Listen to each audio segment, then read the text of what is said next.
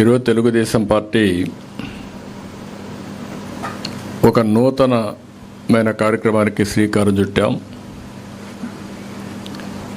ఎప్పుడూ సమాజంలో తెలుగుదేశం పార్టీ వినూత్నంగా ఆలోచిస్తాం. కొత్తగా ఏ కార్యక్రమం తేవాలన్నా అనేక ఆలోచనలు చేసి అధ్యయనం చేసి అలాంటి కార్యక్రమాలు తీసుకురావడం తెలుగుదేశం పార్టీకి అలవాటు. అదే సమయంలో సమాజంలో అందరి భవిష్యత్తు దృష్టిలో పెట్టుకొని ఏం చేస్తే వాళ్ళకు ఉజ్వల భవిష్యత్తు ఉంటుందో అవన్నీ ఆలోచించి అనేక కొత్త పథకాలు, ఇంకొక పక్కన అనేక కార్యక్రమాలు, సంస్కరణలు తీసుకొచ్చిన పార్టీ తెలుగుదేశం పార్టీ. అందులో మహిళలకి తోబుట్టుల అనేక కార్యక్రమాలు చేపట్టి వాళ్ళ భవిష్యత్తు బంగారు భవిష్యత్తు చేసిన పార్టీ తెలుగుదేశం పార్టీ. ఈరోజు రాష్ట్రంలో ఉండే ప్రతి ఒక్కరు గుర్తుపెట్టుకోవాల్సింది, 40 సంవత్సరాల కంటే ముందు ఎన్టీ రామారావు గారు మహిళలకు ఆస్తిలో సమాన హక్కు తేవాలని ఒక వినూత్నమైన ఆలోచనకు శ్రీకారం చుట్టారు. అదే సమయంలో రాజకీయాలకు ప్రాధాన్యత రావాలి. ఈరోజు రాజకీయాలన్నీ మగవాళ్ళకే, రాజకీయాల్లో ఒక మగవాళ్ళకే ప్రాధాన్యత ఉంది, ఇది కరెక్ట్ కాదు. 50% జనాభా ఉన్న మహిళలకు కూడా సముచితమైన స్థానం ఇవ్వాలనే ఉద్దేశంతో స్థానిక సమస్యల్లో ప్రారంభమైనటువంటి రిజర్వేషన్లు ఈరోజు దేశమంతా కూడా ఆమోదయోగ్యమైనాయి. ఇప్పటికే 50% రిజర్వేషన్లు స్థానిక సంస్థల్లో వచ్చాయంటే అది ఎన్టీ రామారావు గారు ఆ రోజు చూపించిన చొరవ. అదే సమయంలో ఇప్పటికి మీరు చూస్తే దగ్గర 22 కొత్త పథకాలు తీసుకొచ్చాం. ఒకప్పుడు మీరు చూస్తే ఎడ్యుకేషన్కే ప్రాధాన్యత లేని పరిస్థితి నుంచి ప్రతి 1 కిలోమీటర్కి ఎలిమెంటరీ స్కూల్, 3 కిలోమీటర్కి అప్పర్ ప్రైమరీ స్కూల్, 5 కిలోమీటర్ల హై స్కూల్, మండలానికి ఒక జూనియర్ కాలేజ్, రెవెన్యూ డివిజన్కి ఒక ఇంజనీరింగ్ కాలేజ్, ఒక జిల్లాకు ఒక మెడికల్ కాలేజ్ సమైక్య ఆంధ్రప్రదేశ్లో పెట్టిన పార్టీ తెలుగుదేశం పార్టీ. అంతటితో ఆగలేదు. ఉద్యోగాల్లో, కాలేజ్ సీట్లలో రిజర్వేషన్లు తీసుకొచ్చాం. 33% రిజర్వేషన్లు దేశంలో మొట్టమొదటిసారిగా ఆడబిడ్డలకు ఉద్యోగాల్లో, అదే మాదిరిగా విద్యా సంస్థల్లో రిజర్వేషన్లు తీసుకొస్తే వాళ్ళ జీవితాల్లో ఎంతో మార్పు వచ్చింది. ఇదే కాకుండా డాక్రా సంఘాలు పెట్టాం. డాక్రా సంఘాలు పెట్టి చదువుకోని మహిళల్ని ఎక్కడికక్కడ చైతన్యం తీసుకొచ్చి నాయకత్వ లక్షణాలు పెంచి పొదుపు ఉద్యమం చేసి రివాల్వింగ్ ఫండ్ ఇచ్చి వాళ్ళని ఒక శక్తివంతమైన ఆర్గనైజేషన్గా తయారు చేశాం. ఈరోజు మీరు చూసి దేశంలో ఎక్కడా లేవు. ఏ ఊరికి పోయినా ఏవైతే డాక్రా సంఘాలు ఉన్నాయో, సెల్ఫ్ హెల్ప్ గ్రూపులు ఉన్నాయో ఇవి ప్రపంచానికే ఆదర్శమైనాయి. భారతదేశం మొత్తం వీళ్ళు వెళ్ళి అక్కడుండే మహిళల్ని మోటివేట్ చేసే పరిస్థితికి వచ్చారు. ఇంట్లో ఏదైనా అవసరాలుంటే ఆర్థిక స్వావలంబనతో వాళ్ళ కుటుంబాన్ని ఆదుకునే పరిస్థితి తీసుకురావడం జరిగింది. ఈరోజు మళ్ళీ ఒక వినూత్నమైన కార్యక్రమం మహాశక్తికి శ్రీకారం చుట్టాం. ఎలక్షన్ మేనిఫెస్టోలో మహాశక్తిలో మీరు ఒకసారి చూస్తే మేము ఒక 5 కార్యక్రమాలు ముఖ్యంగా తీసుకురావడం జరిగింది. ఈ 5 కార్యక్రమాల్లో ఒకటి, అందరినీ చదివించే బాధ్యత మహిళలు తీసుకోవాల్సిన అవసరం ఉంది. అందుకనే ఈ కార్యక్రమాలు మనం చూస్తే ఏడాదికి 15,000 రూపాయలు చొప్పున ఎంతమంది పిల్లలుంటే అందరికీ వర్తింపజేసే విధంగా తల్లికి వందనం తీసుకొచ్చాం. ఇంత మునుపు ఆంక్షలు పెట్టారు. దీనివల్ల అనేక సమస్యలు పరిష్కారమయ్యే అవకాశం కూడా వస్తుంది. అంటే ఒక కుటుంబంలో 2-3 పిల్లలుంటే మగ పిల్లల్ని చదివించడం, ఆడపిల్లల్ని పెళ్ళిళ్ళు చేసి బాధ్యత తప్పించుకోవడం ఇలాంటి జరిగే సమయంలో ఇంట్లో ఎంతమంది ఉంటే అంతమందిని చదివించే అవకాశం వస్తుంది. దీనివల్ల ఆడపిల్లలకు ఈ గౌరవం దక్కుతుంది, వెసులుబాటు వస్తుంది. అదే సమయంలో నేనే ఆ రోజు దీపం కార్యక్రమం తీసుకొచ్చాను. మా ఇంట్లో మా తల్లిని చూసేవాడిని. చిన్నప్పుడు చాలా కష్టపడేది. అలాంటి సమయంలో నేను ముఖ్యమంత్రిగా సమైక్య ఆంధ్రప్రదేశ్ ఉన్నప్పుడే ఇంటింటికి వంట గ్యాస్ ఇవ్వాలని ఉచితంగా గ్యాస్ సిలిండర్ని నేను ఆ రోజు శాంక్షన్ చేసి ఇంటింటికి ఇచ్చాను. అదే మరి సబ్సిడీలు ఇచ్చాం. దీనివల్ల ఎక్కడైతే కట్టెల పొయ్యి పెట్టే అవసరం లేకుండా పోయింది. నాగరిక ప్రపంచంలో ఒక్క అడుగు మహిళలు ముందుకేసే పరిస్థితికి వచ్చారు. కానీ ఈరోజు మళ్ళీ రేట్లు పెరిగిపోయి గ్యాస్ కనెక్షన్ కూడా ఇంట్లో పెట్టే పరిస్థితి వస్తే ఈరోజు మళ్ళా ముందుకు వచ్చాం. 3 గ్యాస్ సిలిండర్లు ఉచితంగా సంవత్సరానికి వాళ్ళు ఒక నిర్ణయం చేశాం. దీనివల్ల దగ్గర ఒక 3,500 కోట్ల రూపాయలు ఆదా అయ్యే పరిస్థితి వస్తుంది. ఇది కాకుండా మహిళలు ఎక్కడికి వెళ్ళినా ఉచిత ప్రయాణ సౌకర్యం ఏర్పాటు చేశాం. ఒక నమ్మకం, బయట పోతే ఒక గౌరవం ఉండాలి. అదే మరి మహిళలకు సముచితమైన గౌరవం ఇవ్వాలన్న ఉద్దేశంతోనే ఉచిత ప్రయాణ సౌకర్యం ఏర్పాటు చేశాం. ఇది కాకుండా ప్రతి ఒక్క మహిళ 18 సంవత్సరాలు పూర్తయిన అందరి మహిళలకు 59వ సంవత్సరం వరకు నెలకు 1,500 రూపాయలంటే సంవత్సరానికి 18,000 రూపాయలు ప్రతి ఒక్క మహిళకి ఇస్తున్నాం. ఆ ఇంట్లో ఎంతమంది ఉంటే అంతమంది మహిళలకు ఈ డబ్బులు ఇస్తే వాళ్లకు ఇది ఒక వెసులుబాటు వస్తుంది, పెట్టుబడి నిధిగా వస్తుంది, వాళ్ళు చేయాలని పనులు చేసే పరిస్థితికి వస్తుంది. ఆ విధంగా ఈ కార్యక్రమానికి శ్రీకారం చుట్టాం. అదే మరి ఏ మహిళ కూడా త్రాగునీటి ఇబ్బంది లేకుండా ఇంటికే కొళాయి పెట్టి ఒక ప్రొటెక్టెడ్ వాటర్ స్కీములు పెట్టి ఒక మంచి నీళ్ళన్నీ ఇవ్వాలని, మినరల్ వాటర్ టైప్లో మనం ఇవ్వాలని దీనికి కూడా ఒక కార్యక్రమం క్రియేట్ చేశాం. ఈ 5 కార్యక్రమాలు కానీ జయప్రదంగా చేయగలిగితే మహిళలకు చాలా వెసులుబాటు వస్తుంది. మళ్ళీ ఆ కుటుంబాన్ని పైకి తీసుకురావడానికి వాళ్ళు ఆలోచించే శక్తిని ఇస్తుంది, పుష్టిని ఇస్తుంది, వాళ్ళు ముందుకు పోయే అవకాశం వస్తుంది. అదే సమయంలో ఈరోజు మళ్ళీ నేను ఒక కార్యక్రమానికి శ్రీకారం చుట్టాను. మీ కలలకు రెక్కలు. ఈ కార్యక్రమం ఒక వినూత్నమైన కార్యక్రమం. కలలకు రెక్కలు అన్నప్పుడు నేను ఎప్పుడో చెప్పాను, dare to dream, strive to achieve. అదే అబ్దుల్ కలాం గారు ధైర్యంగా కలలు కనండి, దాన్ని సాధికారం కోసం కృషి చేయమని దేశమంతా తిరిగి చెప్పారు. ఈరోజు నేను ప్రత్యేకంగా మహిళా శక్తిని గుర్తించి, మహిళలకు ఉండే అవకాశాలను గుర్తించి మహిళల కోసం ఒక ప్రత్యేకమైన కార్యక్రమం తీసుకొచ్చాం.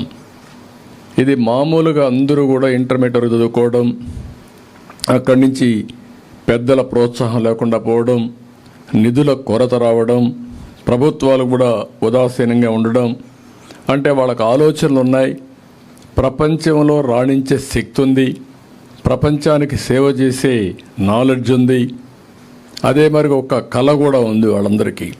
కానీ ఆ కళలు సాధికారం కావాలంటే ఎక్కడికక్కడ ఆర్థిక ఇబ్బందులు, కుటుంబంలో నిరుత్సాహం, చదివించాలంటే ముందుకు రాకుండా పోయే పరిస్థితి వస్తూ ఉంది.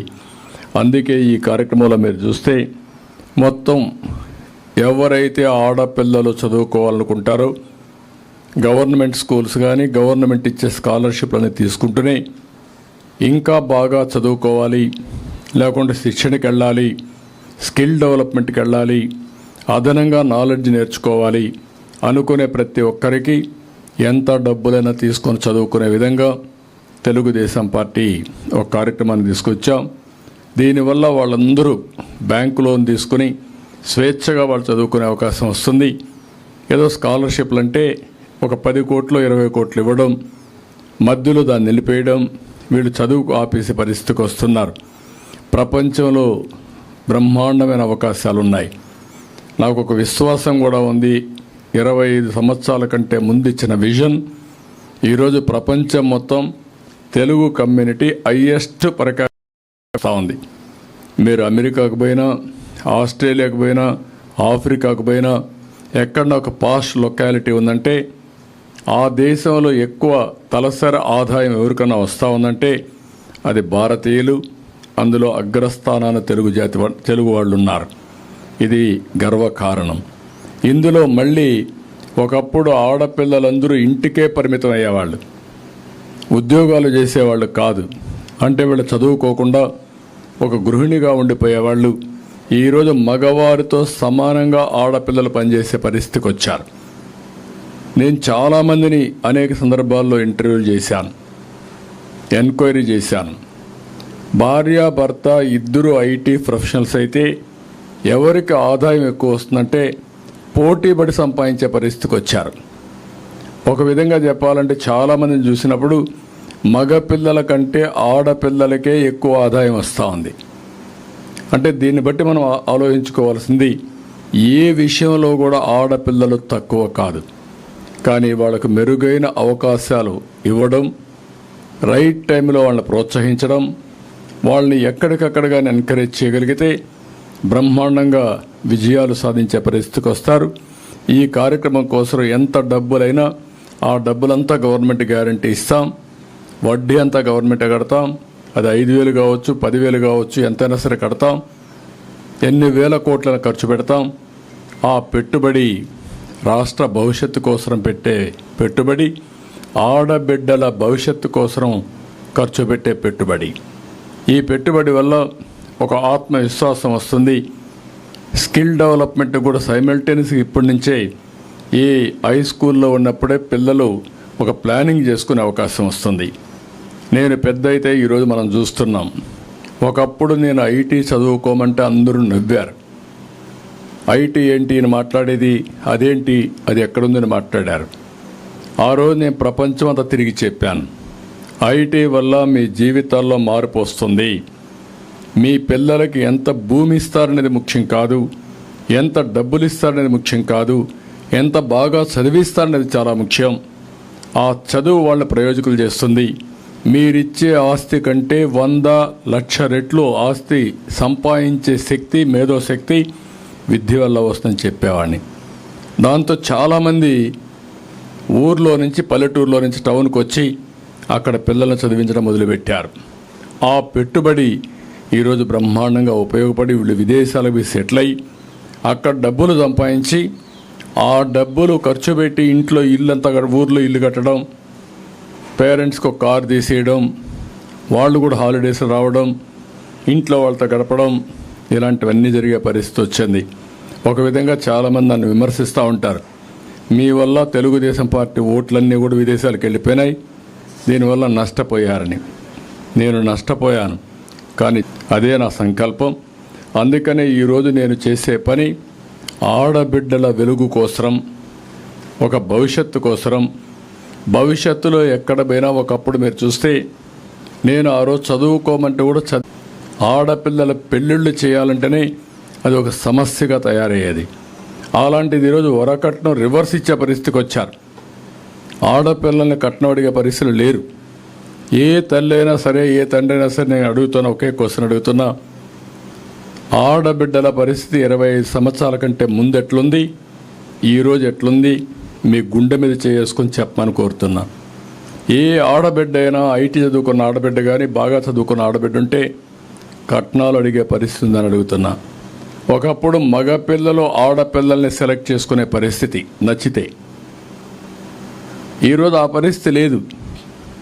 పెళ్లి చూపులని ఇవన్నీ పెట్టి ఇప్పుడు ఆ పరిస్థితి లేకుండా పోయింది. ఆడబిడ్డ మగవాడిని నచ్చితేనే చేసుకునే పరిస్థితికి వచ్చింది. అంటే ఎంత వ్యత్యాసం వచ్చిందో మీరు గుర్తుపెట్టుకోవాల్సిన అవసరం ఉంది. సమాజంలో ఎప్పుడు కూడా ఆడపిల్లలు కానీ మగపిల్లలు కానీ సమానంగా చూడడం, సమాన హోదా ఇవ్వడం, భవిష్యత్తు కూడా ఇద్దరికి సమానంగా కల్పించడం, తద్వారా మనం దేశ అభివృద్ధికి దోహదం చేసిన అవుతాం. దీనివల్ల ఎకానమీలో మెరుగైన ఫలితాలు వస్తాయి. సంపద సృష్టించే వ్యక్తి, సంపద సృష్టించే శక్తి మహిళలకు ఎక్కువ ఉంది, మగవాళ్ళకు ఉంది. ఇద్దరూ కలిసి పనిచేస్తే ఆ కుటుంబానికి శ్రీరామ రక్ష, అది దేశానికి పెద్ద సంపద. ఈరోజు ఒకే విషయం మనం గుర్తుపెట్టుకోవాలి, ప్రపంచంలో రాబోయే 20 సంవత్సరాలు, నేను అది కూడా చెప్తాను. ముందు ఈ కాన్సెప్ట్లో మీకు ఏదైనా డౌట్ ఉంటే చెప్పండి. ఈ కాన్సెప్ట్ చెప్పిన తర్వాత మిగిలిన విషయాలు నేను మాట్లాడతాను. మీకెవరికైనా ఏమండి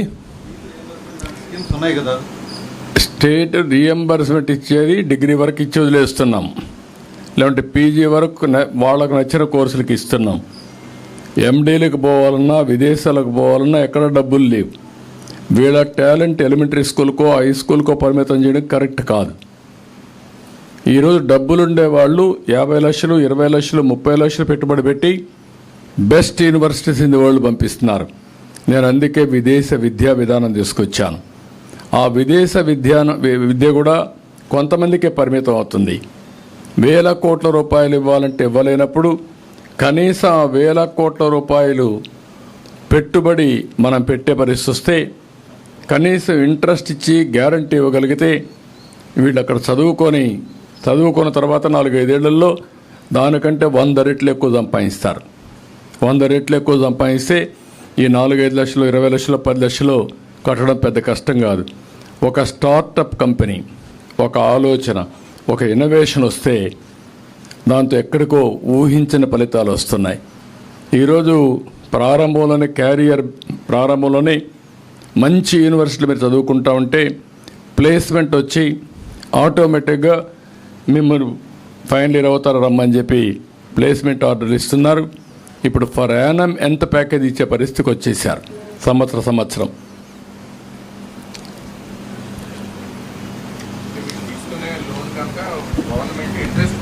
ఇంట్రెస్ట్ పే చేస్తుంది, గ్యారంటీ ఇస్తాం, వాళ్ళు ఉద్యోగాలు వచ్చిన తర్వాత రీపే చేసుకుంటారు.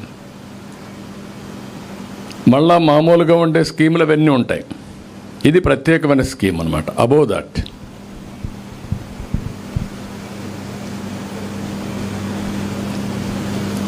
మీరేమన్నా మాట్లాడతారమ్మా ఈ స్కీమ్ గురించి? నమస్తే సార్, నేను ఒక ఐటీ ప్రొఫెషనల్లీ వన్ ఆఫ్ ద టాప్ ఎంఎన్సీస్కి వర్క్ చేస్తాను. నేను ఈ స్కీమ్లో రిజిస్టర్ అవడానికి కారణం, మేము ఐటీ ప్రొఫెషనల్ అయినా వర్క్ చేసినా రోజుకు ఒక కొత్త స్కిల్ వస్తుంది.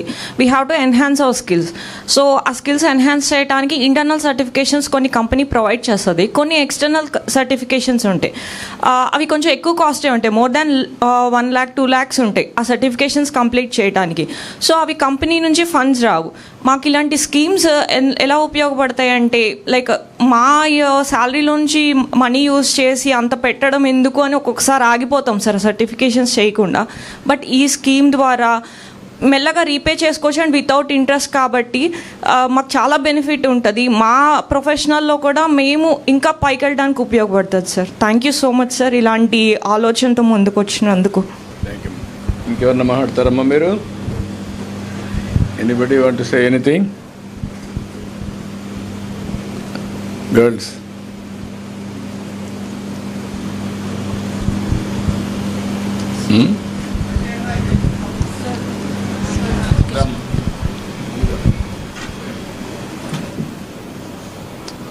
సో అందరికీ నమస్తే.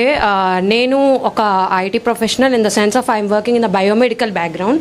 నేను ఒక టాప్ ఎంఎన్సీలో వర్క్ చేసిన తర్వాత అక్కడ నాకు గ్రోత్ లేక నేను మళ్ళీ స్టార్టప్కి షిఫ్ట్ అయ్యాను.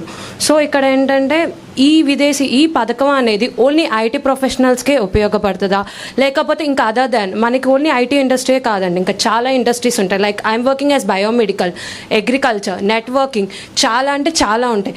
సో మనం మెయిన్గా ఐటీ వైపే కాకుండా ఇంకా వేరే వైపు కూడా ఫోకస్ చేస్తే అది వేరే వాళ్ళకి కూడా ఉపయోగపడుతుంది. సో ఐటీఏ కాదు, ఇంకా చాలా డొమైన్స్ మనకి ఉపయోగపడేలాగా ఉంటే అందరికీ ఒక మారుమూల ప్రాంతం నుంచి కూడా ఓకే మన దగ్గర ఈ స్కిల్ ఉంది, దీనివల్ల ఓకే మేము అగ్రికల్చర్ చేయాలనుకున్నాం, why not agriculture in MNC అంటే అట్లాంటి వాటికి కూడా ఏమైనా ఉపయోగపడే అవకాశాలు పెంపొందించుకుంటే చాలా మందికి ఉపయోగపడుతుంది, అది ముందుకు వస్తారు కూడా అని భావిస్తున్నాను. అది ఎలా ఉపయోగపడుతుంది దీంతో? ఇప్పుడు మనం గుర్తుపెట్టుకోవాల్సింది ఇక్కడ స్కిల్ డెవలప్మెంట్ అనేది ఒక ఐటీకే కాదు, ఆల్ వాక్స్ ఆఫ్ లైఫ్. ఒకప్పుడు ఇన్ఫర్మేషన్ టెక్నాలజీ అనేది ఎవరికి ఊహించిన విధంగా ఎగ్జాక్ట్గా 20-30 ఏళ్ళ ముందు 94లో ఇంటర్నెట్ రెవల్యూషన్ వచ్చింది. బిల్ గేట్స్ ఎప్పుడైతే ఇంటర్నెట్ రెవల్యూషన్ తీసుకొచ్చాడో ప్రపంచం అంతా గ్లోబల్ విలేజ్గా తయారైంది. ఆ రోజు మనం ఐటీ చదువుకుంటే అవకాశాలు ఉన్నాయని విజువలైజ్ చేశాం. It is only visualisation. కానీ కొంతమంది నమ్మలేదు. నేను పదే చెప్పి వీళ్ళకందరికీ ఉద్యోగాలు ఇప్పించడానికి హైటెక్ సిటీ కట్టాను. అది మొదటి ప్రారంభం, మొదటి బీజం అది.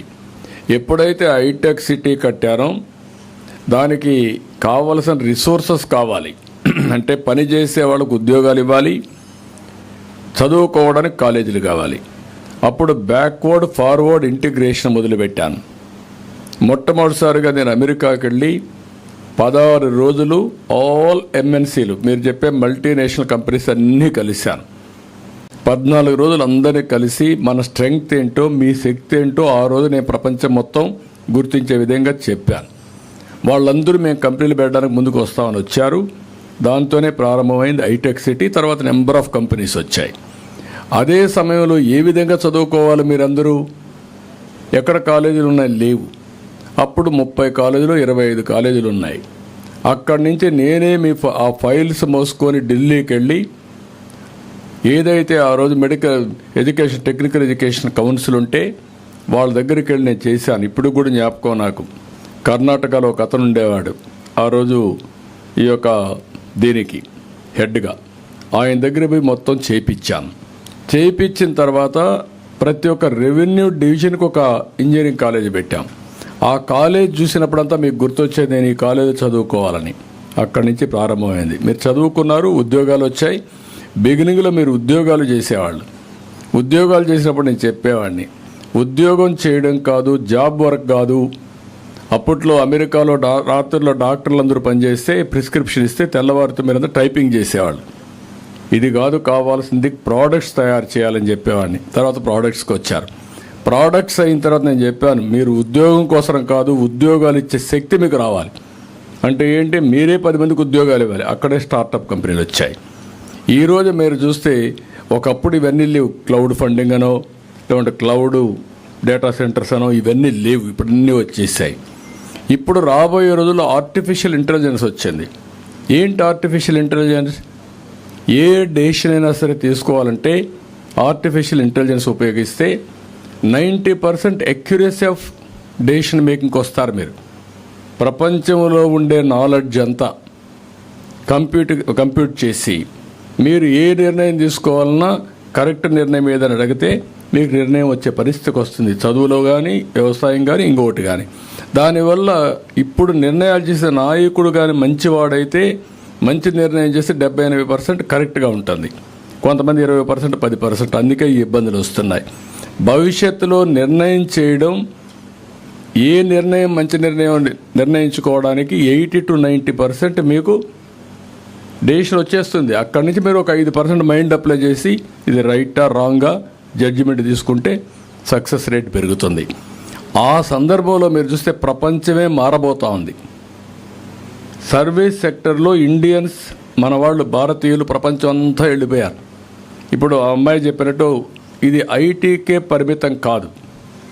ఐటీ అనేది బ్యాక్ బోన్ అన్నాను. ఒక వ్యవసాయంలో పెను మార్పులు వస్తున్నాయి. ఒక డ్రోన్ వచ్చేసింది.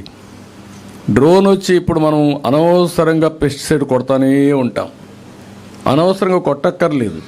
ఊరికి ఒకసారి డ్రోన్ పంపిస్తే ఏ పొలంలో ఎక్కడ తెగులుందో అది తీసుకొస్తుంది. అక్కడి నుంచి ఇంకో డ్రోన్ పంపిస్తే తెగులుండేది ఎక్కడనే కొట్టి తెగులు లేకుండా చేస్తుంది. అంటే పొలం అంతా కొడతా ఉంటాం, 4 సార్లు కొడతాం, అది కూడా తెలియకుండా కొడతా ఉంటాం. ఇంకా పరిస్థితి రాదు. ఇట్లా అగ్రికల్చర్లో కూడా ప్రెసిషన్ వస్తుంది, మోడర్నైజేషన్ వస్తుంది, ప్రొడక్టివిటీ పెరుగుతుంది, పర్ఫార్మెన్స్ ఇంప్రూవ్ అవుతుంది. ఈ విధంగా అగ్రికల్చర్ కావచ్చు, వెటనరీ కావచ్చు, లేకపోతే మీరు ఏదైనా తీసుకోండి, అన్నిట్లో కూడా పెను మార్పులు వస్తున్నాయి. అవన్నిటి కూడా మీ పిల్లలు ఎవరైతే ఉన్నారో మీ స్కిల్స్ కానీ, కెపాసిటీస్ కానీ, మీ నాలెడ్జ్ని పెంచుకోవడానికి పూర్తిగా సహకరిస్తాం. ఒక ఫీల్డ్కి పరిమితం కాదు ఇది. మీ నాలెడ్జ్ని పెంచుకోవడానికి, హైయర్ ఎడ్యుకేషన్కి, రెండో స్కిల్ డెవలప్మెంట్కి, కెపాసిటీ బిల్డింగ్కి ఏ కోర్సులు ఉంటాయి. ఒకప్పుడు ఎంబీఏ ఉండేది కాదు. అందరూ అన్నారు ఎంబీఏ అంటే ఏంటని. ఆ రోజు నేను ఐఎస్బి పెట్టాను. ఈరోజు ఐఎస్బి ఒక ప్రీమియర్ ఇన్స్టిట్యూట్ అయింది. మీరు చదువుకుంటారు, ఎట్లా మేనేజ్ చేయాలని నేర్చుకోవాల్సిన అవసరం ఉంది. దానికి స్పెషలైజేషన్, మార్కెటింగ్, ఆర్గనైజేషన్, కమ్యూనికేషన్, ఏదైనా కానీ దీన్ని చదువుకున్న తర్వాత మీకు మేనేజ్మెంట్ టెక్నిక్స్ వస్తే లీడర్షిప్ బ్యాండ్విడ్త్ పెరుగుతుంది. మీకు మీ ఆలోచన విధానం డిఫరెంట్గా ఉంటుంది. ఇంటర్పర్సనల్ రిలేషన్స్ ఇవి చాలా ఉన్నాయి. అవన్నీ ఇప్పుడు మాట్లాడ కరెక్ట్ కాదు. దిస్ ఇస్ వేర్ నేను మిమ్మల్ని కోరేది అంటే ఆడపిల్లల్ని మీకు స్కై ఈజ్ ది లిమిట్. మీ ఆలోచనకు రెస్ట్రిక్షన్స్ లేవు. అందుకే నేను అన్నాను కళలకు రెక్కలని. మీరు కళల కంటే మీకు రెక్కలు తోడి అవి సాధించడానికి మేము ఉపయోగపడతాం. అంటే మీ ఇంకొకటి కూడా ఉంది మన వాళ్ళల్లో, 10 రూపాయలు వచ్చిన తర్వాత స్వార్థం పెరుగుతుంది, కింది వాళ్ళని మళ్ళీ పైకి తీసుకురావాలని ఆలోచన చేయరు. అట్లా కాకుండా కంటిన్యూగా ప్రతి ఒక్కరూ ఆలోచించాల్సింది, మనం పైకి వస్తే మన వాళ్ళు పక్క ఊర్లోనే, మన ఊర్లోనే, మన బంధువులు, స్నేహితులు, మన ఊరస్తులో చాలామంది ఇంకా వెనుబడి ఉంటారు. వాళ్ళకు హెల్పింగ్ హ్యాండ్ మీరు ఇవ్వాలి. అది ఇవ్వగలిగితే it is a continuous process. ఒక ఊర్లో ఒక 100 మంది తెలుగు వాళ్ళు ఉంటే ఇంకొక 20 మందిని తీసుకపోతే ఆ అవకాశాలు పంచుకునే అవసరం వస్తుంది. ఇవి చాలా వరకు జరుగుతున్నాయి, ఇంకా మనం తీసుకెళ్దాం. మీకు కావాల్సింది ఒకప్పుడు ఆడబిడ్డ బయట రావాలంటే భయపడే పరిస్థితి నుంచి మీరు ఏ కంపెనీకి కావాలంటే ఆ కంపెనీకి పోయి పనిచేసే పరిస్థితి వచ్చారు ఇప్పుడు. ఒకప్పుడు నేను ఉన్నప్పుడు రాత్రిలో ఆడబిడ్డలు వచ్చేవాళ్ళు కదా పనిచేయడానికి హైదరాబాద్లో. అప్పుడు 3 షిఫ్ట్స్ ఉండేటివి.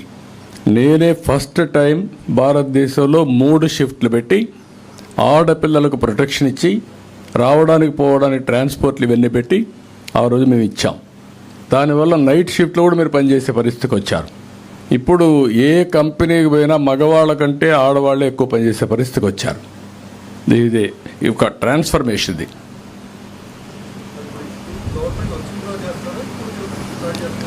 గవర్నమెంట్ వచ్చినాక ఇప్పుడు ఎన్రోల్ చేస్తున్నాం. వస్తానే యాక్ట్ చేయడానికి ఇప్పటికే ఒక 12,000 మంది మొన్న మహిళా దినోత్సవ సందర్భంగా భువనేశ్వర్ గారు ఇనాగరేట్ చేశారు. 12,000 మంది జాయిన్ అయ్యారు. ఇంకా దీన్ని ముందు తీసుకెళ్తాం.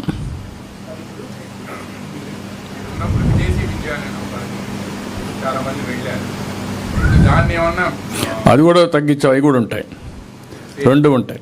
అవసరమైతే 2 మెర్జ్ చేయడమా ఏం చేయడం ఇంకొంచెం బెనిఫిట్ ఇస్తాం. అక్కడ లిమిటెడ్.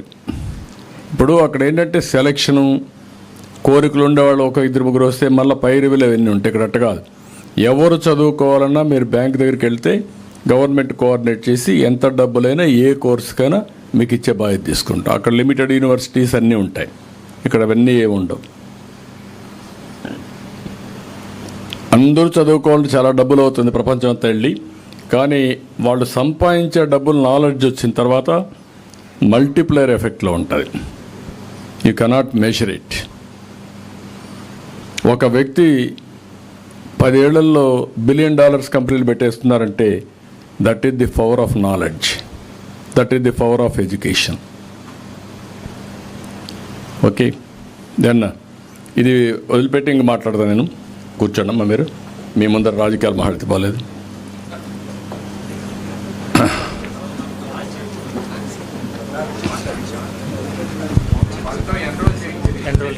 ఎన్రోల్మెంట్ రన్ ఎవరో చేసుకుంటారు. రండి అమ్మా, వచ్చేయండి.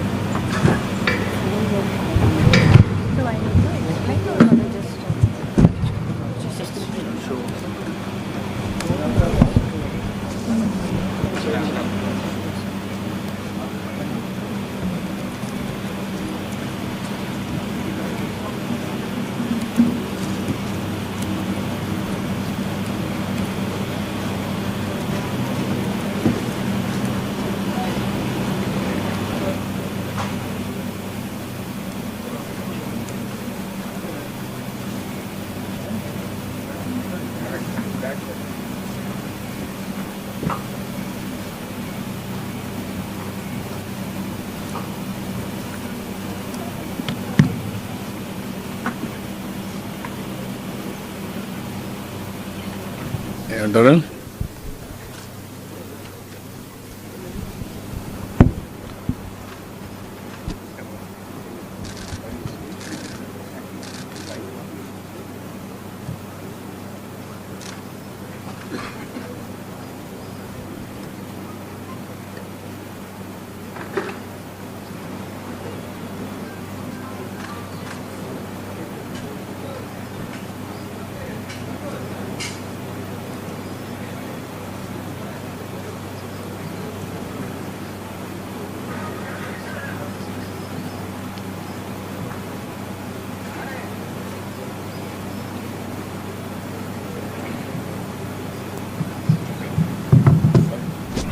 రిజిస్ట్రేషన్ అయిపోయింది, సర్టిఫికేట్ కూడా ఆటోమేటిక్గా వస్తుంది. That is the beauty of system. ఒకప్పుడు టెలిఫోను టెక్నాలజీ కూడు పెడుతుందనేవాళ్ళు, ఇప్పుడు రియల్ టైం ఎక్కడికక్కడ పనిచేసుకునే అవకాశం, వర్చువల్గా పనిచేసే అవకాశం వచ్చింది.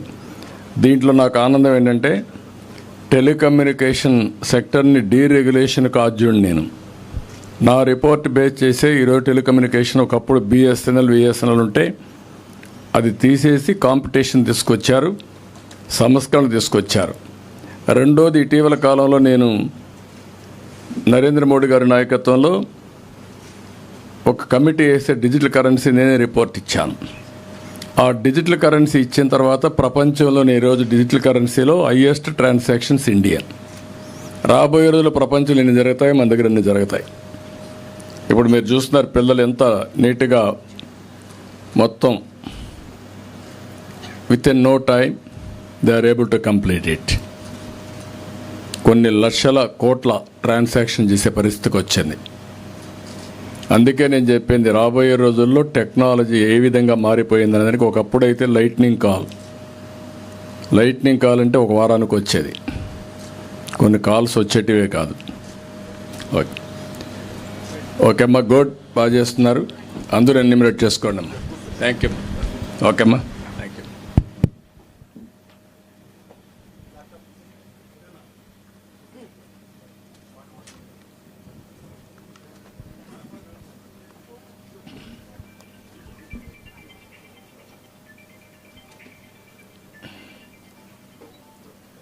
ఓకే,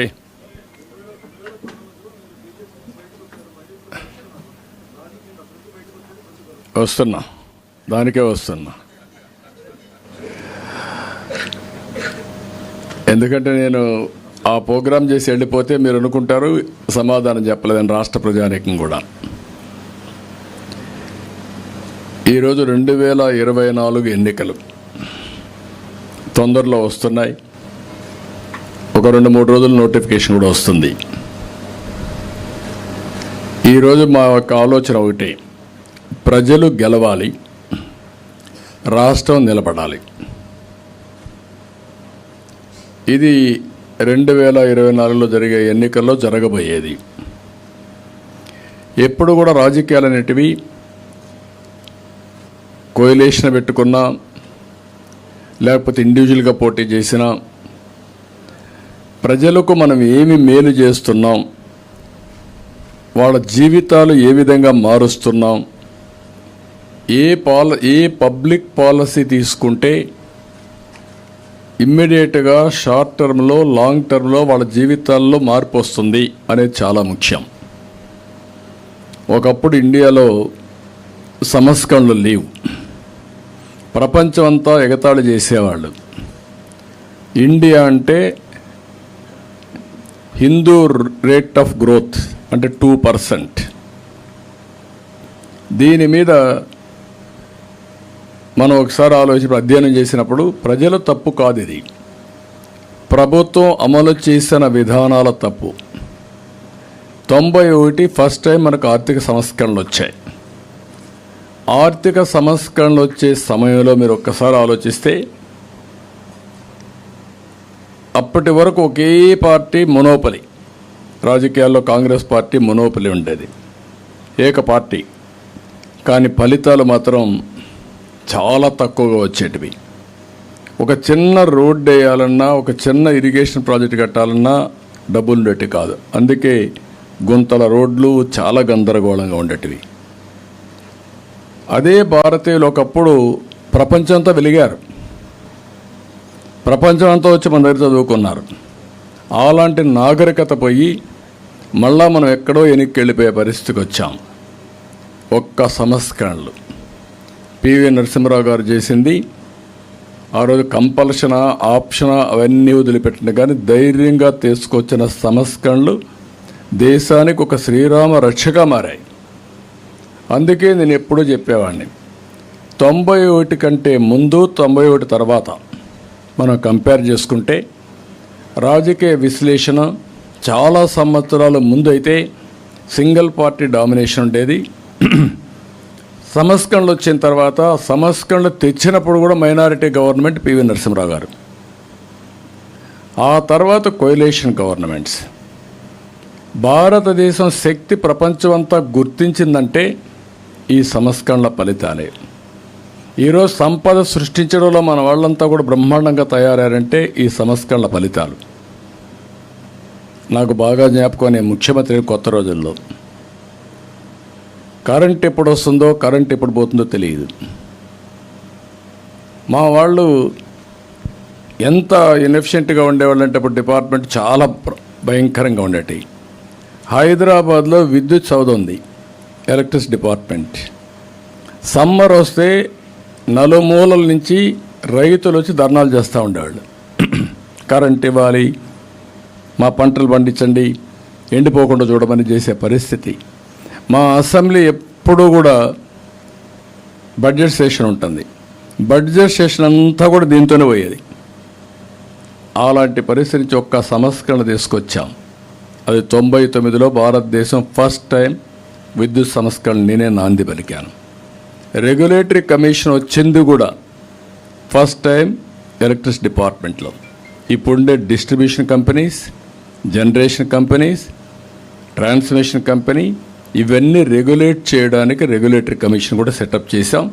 ఆ తర్వాత అనేక సంస్కరణలకు నాంది పలికాం. ఈ సంస్కరణలో నేను గర్వంగా చెప్పేది, ఆంధ్రప్రదేశ్ లీడ్ చేశాం. ఫస్ట్ పవర్ సెక్టర్ రిఫార్మ్స్ మంది, ఫస్ట్ గ్రీన్ ఫీల్డ్ ఏదైతే private power project GVK Jegurupadu, first project in private sector.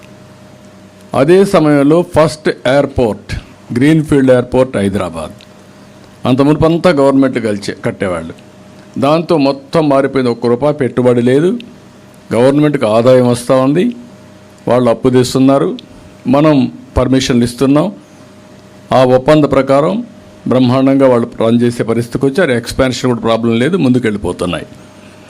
అదే మరి గ్రీన్ ఫీల్డే కాకుండా ఓపెన్ స్కై పాలసీ ఫ్లైట్స్ తీసుకొచ్చాం వాజ్పేయి గారి పీరియడ్లో. What is open sky policy? అంత మునుపంత ఫ్లైట్స్ వేయాలంటే ఆ దేశం నుంచి ఆ ఎయిర్లైన్స్ మనకు వస్తే మన ఎయిర్ ఇండియా ఇంకొక ఫ్లైట్ ఆ దేశానికి పంపించాలి. మన దగ్గర ఫ్లైట్లు లేవు కాబట్టి మీరు ఫ్లైట్ వేయడానికి వీలు లేదు. దాంతో ఫైట్ చేస్తే వాజ్పేయిని మెప్పించి ఫస్ట్ ఓపెన్ స్కై పాలసీలో వచ్చింది భారతదేశంలో ఎమిరేట్స్ ఫ్లైట్స్ టు హైదరాబాద్. అక్కడి నుంచి నెంబర్ ఆఫ్ ఫ్లైట్స్ వచ్చాయి. ఇప్పుడైతే ఎక్కడికక్కడ 100 ఫ్లైట్లు దేశం అంతా కూడా విదేశాలకు పోతున్నాయి, వాళ్ళు వస్తున్నారు, మన ఫ్లైట్లు ఉన్నాయి. ఈ విధంగా ఇంటర్నేషనల్ ఫ్లైట్స్ అన్నీ వచ్చే పరిస్థితి వచ్చింది. ఇది కాకుండా రోడ్లు అయితే నేను ముఖ్యమంత్రిగా ఉండి ఇక్కడ నెల్లూరులో దిగి తిరుపతి పోతున్నాను. ఆ రోజు భయంకరంగా ఆ రోడ్లు ఎక్కడ చూసినా ప్రతి ఒక్క అడుగుకు గుంతాయి. అది నేషనల్ హైవే.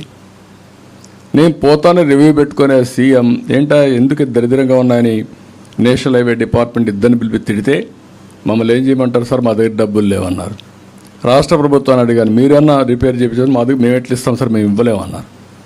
నేను ఎగ్జామ్ చేసి డబ్బులు ఇచ్చి ఆ గుంతలన్నీ పుడిపించా. మలేషియాకి వెళ్ళాను నేను, మహతీర్ ప్రైమ్ మినిస్టర్ అక్కడ నాకు చాలా క్లోజ్గా ఉండేవారు. అక్కడికి వెళ్తే ఈస్ట్ వెస్ట్ కారిడార్కి ఒక రోడ్డు ఉంది, east west 8 lane road with service roads. అది చూసి టోలు ఇవన్నీ కూడా ఎక్స్ప్లెయిన్ చేసిన తర్వాత ₹1 పెట్టుబడి లేదు, యూజర్సే పే చేస్తారు, మనం పర్మిషన్ ఇస్తే సరిపోతుందని వాజ్పేయి గారికి నచ్చ చెప్పాను. ఆయన అన్నాడు, నువ్వు అన్ని కొత్త కొత్త ఆలోచనలతో వస్తావు, ఈ కొత్త ఆలోచనలు మన దగ్గర లేకుండా డబ్బులు ఎక్కడ అన్నాడు. ₹1 ఇవ్వద్దండి, national highway budget is enough, ఆ డబ్బులే మీరు పెట్టండి, అది సీడ్ క్యాపిటల్గా ఉపయోగిస్తాం, దీన్ని మొత్తం చేద్దాం అన్నాం. First proof of concept Nellore to Chennai, you can go through records. అక్కడి నుంచి అది సక్సెస్ అయింది. మలేషియన్ కంపెనీ ఆ పనిచేశారు.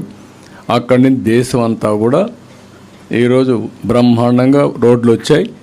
ఒక గోల్డెన్ క్వాడ్రిలేటర్ రోడ్ వచ్చింది, తర్వాత డిస్ట్రిక్ట్ రోడ్స్ వచ్చేసి అన్ని రోడ్లు వచ్చాయి. ఇప్పుడు ₹1,00,000 కోట్ల పైన డబ్బులు కూడా ఉన్నాయి వాళ్ళ దగ్గర. అంటే సంపద క్రియేట్ చేశాం, డిపార్ట్మెంట్ని పరిపుష్టి చేశాం. ఈరోజు రోడ్స్ అన్నీ ఈజీ అయినాయి. దీనివల్ల లాభాలు చూస్తే wear and tear, petrol saving, health, time management, అనేక లాభాలు వచ్చే పరిస్థితి వచ్చింది. ఇది రిపేర్స్ అవన్నీ కూడా చాలా ఉండేటివి.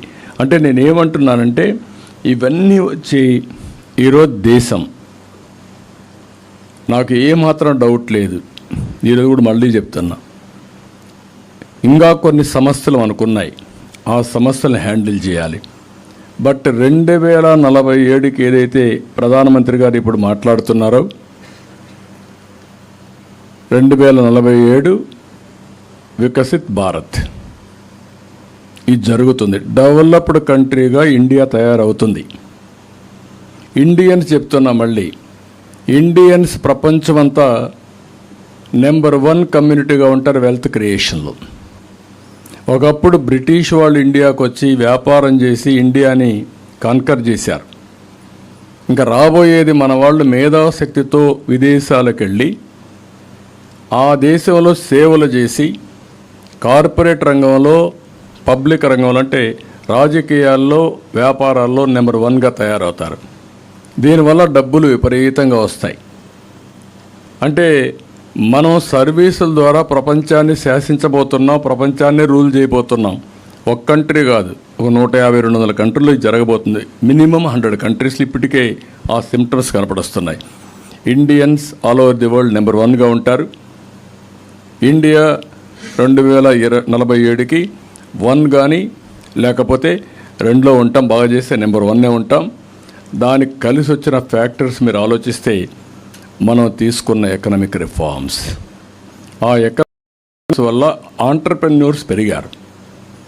రెండోది మీరు ఒకసారి ఆలోచిస్తే ఆ సమయంలో ఎవ్వరూ అడాప్ట్ చేసుకోలేని సమయంలో భారతదేశం ఐటీని అడాప్ట్ చేసుకున్నాం. IT has become back bone for knowledge economy. ఆ నాలెడ్జ్ ఎకానమీకి ఎప్పుడైతే మనకు చొరవ తీసుకున్నామో, ఐటీని అడాప్ట్ చేసుకున్నామో, మనం అందరికంటే మెరుగైనటువంటి ఇవ్వగలిగాం. మూడో ఫ్యాక్టర్ మనకు కలిసి వచ్చింది, wind fall gain. I can say ఊహించని ఫలితం. ఆ ఫలితం జనాభా. ఆ జనాభా యంగ్స్టర్స్ రావడం. ఈరోజు ప్రపంచంలో చైనా జనాభా తగ్గిపోతూ ఉంది, ముసలివాళ్ళ సంఖ్య పెరుగుతూ ఉంది. యూరోప్ అదే పరిస్థితి ఉంది, అమెరికా అదే పరిస్థితి ఉంది. అన్ని డెవలప్డ్ కంట్రీస్లో, జపాన్, అన్ని దేశాలు ఇది ఉంటే ఒక్క భారతదేశం జనాభా మాత్రం యంగ్స్టర్స్ ఎక్కువ ఇది ఉంది. ఇంకొక పక్కన ఇంకొక 25 సంవత్సరాలు భారతీయులు ఇదే పాపులేషన్ ఉంటుంది, ఇంకా పెరుగుతుంది, యంగ్ జనరేషన్ ఉంటుంది.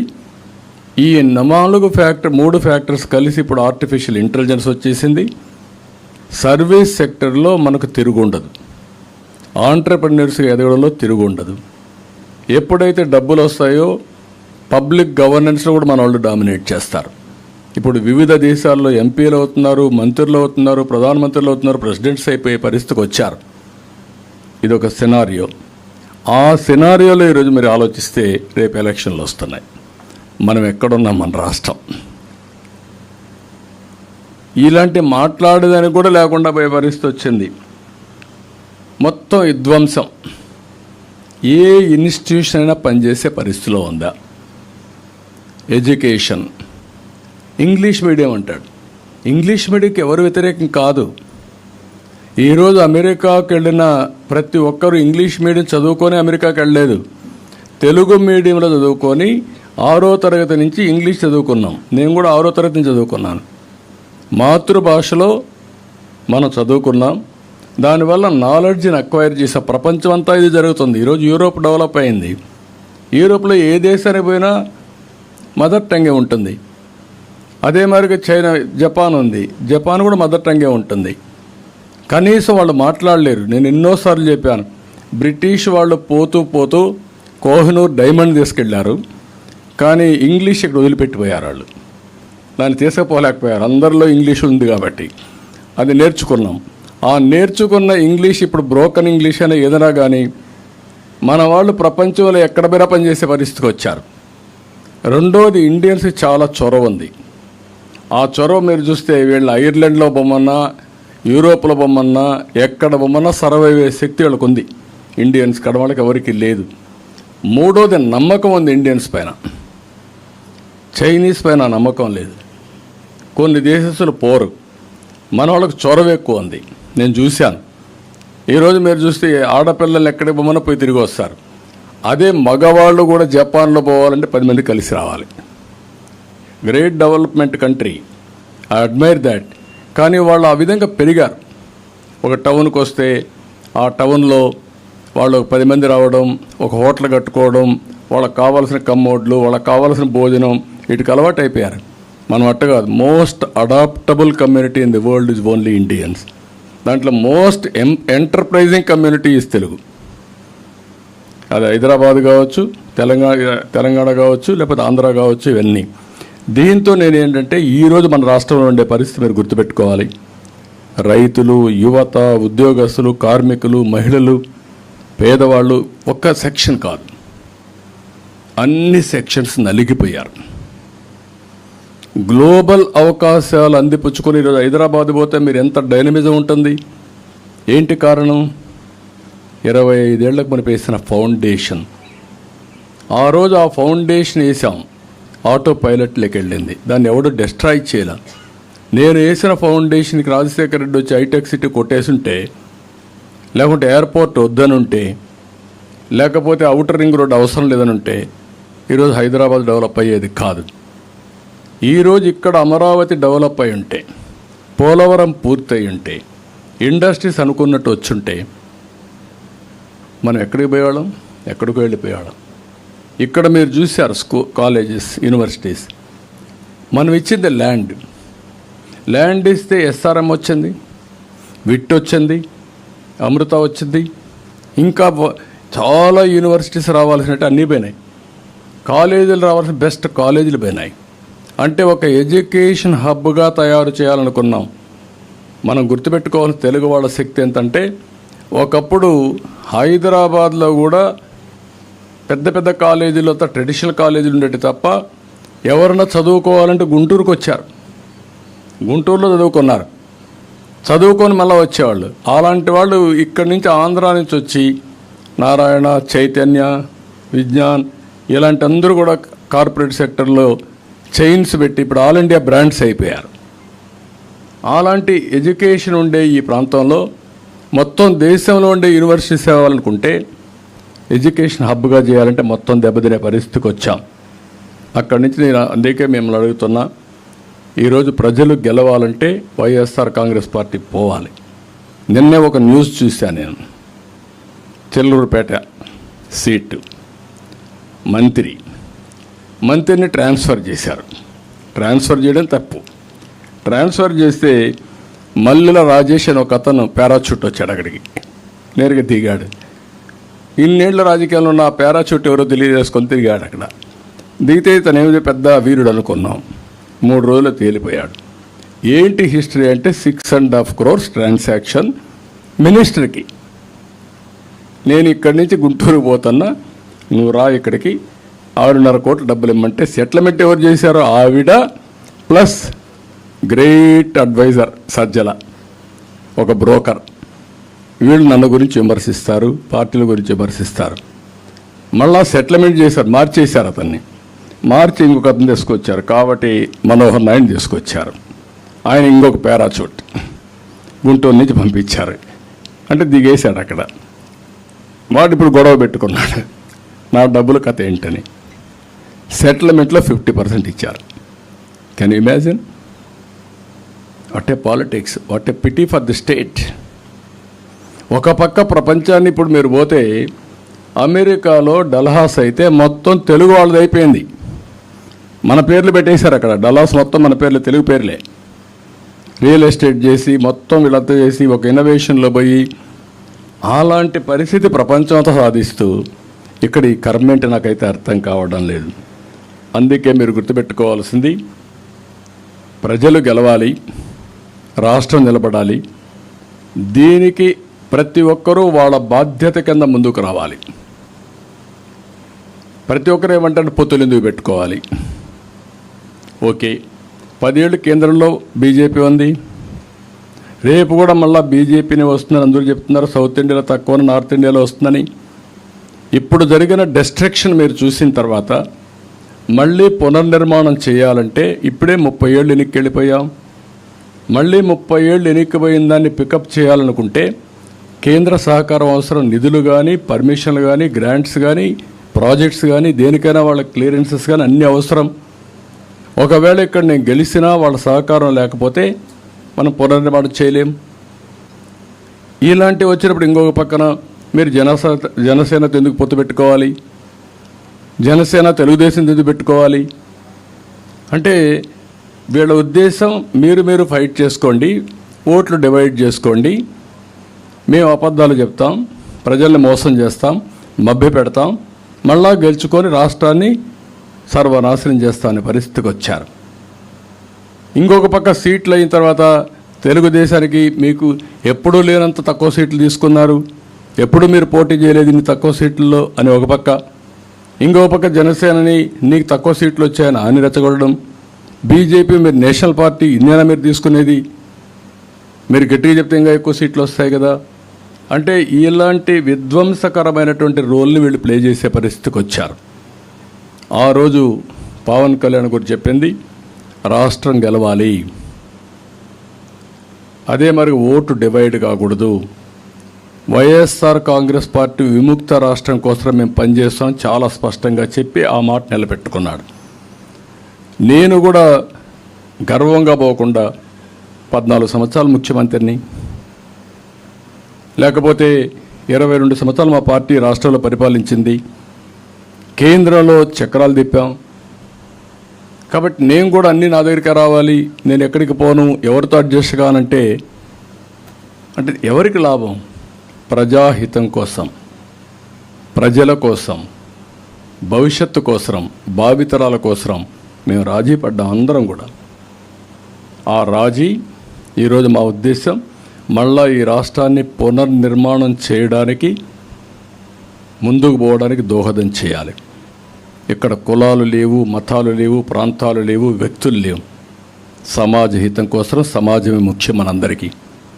ఈ ఆలోచన రాకపోతే, ఎందుకంటే మీరు గుర్తుపెట్టుకోవాల్సింది ఆ రోజు 95 నేను ముఖ్యమంత్రి కాకపోయి ఉంటే, నాకు అవకాశం రాకపోతే పబ్లిక్ పాలసీల్ని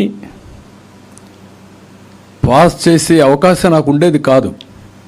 నేను ఆ రోజు ముఖ్యమంత్రిగా ఉండి పబ్లిక్ పాలసీస్ని అమలు చేశాను కాబట్టి హైటెక్ సిటీ కట్టగలిగాను, ఐటీని పెద్ద ఎత్తున ముందుకు తీసుకుపోగలిగాం, లేకపోతే రిఫార్మ్స్ అనేది తీసుకొచ్చాం, వెల్త్ క్రియేట్ చేశాం.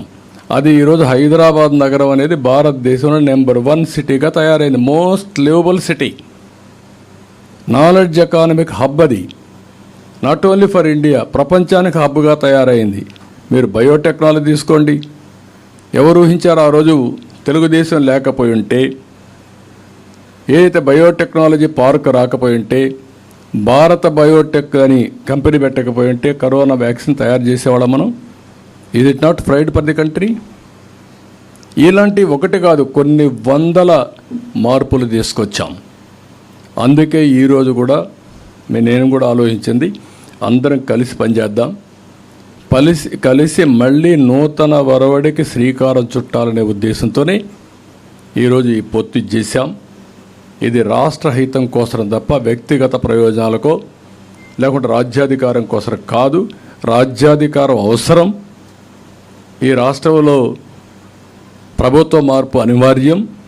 ఈ ప్రభుత్వ మార్పు కూడా ప్రజల కోసం మేలు జరగాలని చెప్పే దానికోసం చేశాం తప్ప, లేకపోతే రాష్ట్రం పూర్తిగా నాశనం అయిపోయిన తర్వాత ఎవ్వరు కూడా దీన్ని కాపాడుకోలేం. ఇప్పటికే కొంతమందిలో ఒక ఆలోచన వచ్చింది, ఎట్లా మేము వెళ్ళిపోయాం బయట, ఈ స్టేట్కి మేము రాలేం, అక్కడ ఎవరికి సెక్యూరిటీ లేదు, ఆస్తులకు సెక్యూరిటీ లేదు, ఈసారి కానీ ఏదైనా జరగడానికి జరిగితే మేము కూడా ఉండే 1 ఎకరా 2 ఎకరాలు అమ్ముకొని వెళ్ళిపోతాం అనే పరిస్థితికి వచ్చారు శాశ్వతంగా. కానీ దానికి పరిష్కార మార్గం అది ఒకటే కాదు, వాళ్ళు వెళ్ళిపోవచ్చు కానీ వాళ్ళ భూములు కొనేవాళ్ళు కూడా ఉండరు. ఆ విషయం కూడా గుర్తుపెట్టుకోవాలి. ఒకప్పుడు హైదరాబాద్లో మీరు చూస్తే ఇక్కడ 1 ఎకరా కొంటే అక్కడ 5 ఎకరాలు కొనేవాళ్ళు, ఇప్పుడు అక్కడ 1 ఎకరా అమ్మితే ఇక్కడ 100 ఎకరాలు కొనే పరిస్థితి. వై? నేను భూములు ఒకటే రేట్లు పెరగాలని కాదు, భూములు ఎప్పుడు రేట్లు పెరుగుతాయి, ఒక రోడ్డు వస్తే, ఒక నేషనల్ హైవే వస్తే పెరుగుతాయి, ఎందుకంటే ఇండస్ట్రీస్ పెట్టచ్చు. ఒక ఇండస్ట్రీ వస్తే పక్కుండే భూములు పెరుగుతాయి, దేనికోసం పక్కన డెవలప్మెంట్ వస్తుందని. లేకుంటే ఒక టౌన్షిప్ వస్తే పెరుగుతాయి. ఇట్లా వేరియస్ అభివృద్ధి కార్యక్రమాలు జరిగితేనే భూములకు రేట్లు పెరుగుతాయి. హైదరాబాద్లో భూములకి ఒకప్పుడు నేను చూస్తే హైటెక్ సిటీ ఏరియాలో ₹1,00,000 ఎకరా. అలాంటి ₹1,00,000 ఎకరా ఒక 5-10 సంవత్సరాల్లో 50 కోట్లు అయింది. అంటే ఎన్ని రెట్లు పెరిగింది? 5,000 రెట్లు పెరిగింది. అది డెవలప్మెంట్. దానివల్ల రియల్ ఎస్టేట్ వచ్చింది, కంపెనీలు వచ్చాయి, పర్చేసింగ్ కెపాసిటీ పెరిగింది, వ్యాపారాలు పెరిగాయి, ఇన్నోవేషన్ వచ్చింది, స్టార్టప్లు వచ్చాయి. ఆ ఎకో సిస్టమ్ వచ్చి ముందుకు పోయే పరిస్థితికి వచ్చారు. అందుకే ఈరోజు నేను మిమ్మల్ని అందరినీ కోరేది, ఈ ప్రభుత్వం చేసే హింస, దాడులు, అక్రమ కేసులు, కబ్జాలు, దొంగ ఓట్లు, పోలింగ్ అక్రమాలు ఇవి వీళ్ళు చేసే పని. దీనికి అందరూ భయపడిపోయి ఇంట్లో ఉంటే పిల్లలకు చెప్తున్నా, ముఖ్యంగా యూత్కి చెప్తున్నా, మీ భవిష్యత్తు అంధకారం కాకుండా ఉండాలంటే రోడ్డు ఎక్కాలి. మీరు ఈ 30 రోజులు 40 రోజులు నా కోసరం కాదు, మీ భవిష్యత్తు కోసం మీరు పనిచేసే పరిస్థితి రావాలి. ఇదేదో చారిటీ కోసరం కాదు, ఏదో ఒక పార్టీ అధికారంలోకి వస్తేనే కాదు. గత చరిత్ర ఒకసారి మీరు గుర్తు చేసుకొని విజువలైజ్ చేసి భవిష్యత్తు ఏ విధంగా ఉండాలి, ఎక్కడైతే మీ భవిష్యత్తు సేఫ్గా ఉంటుంది, మీకు బంగారు భవిష్యత్తు ఉంటుందో మీరు ప్లాన్ చేసుకోవాల్సిన అవసరం ఉంది.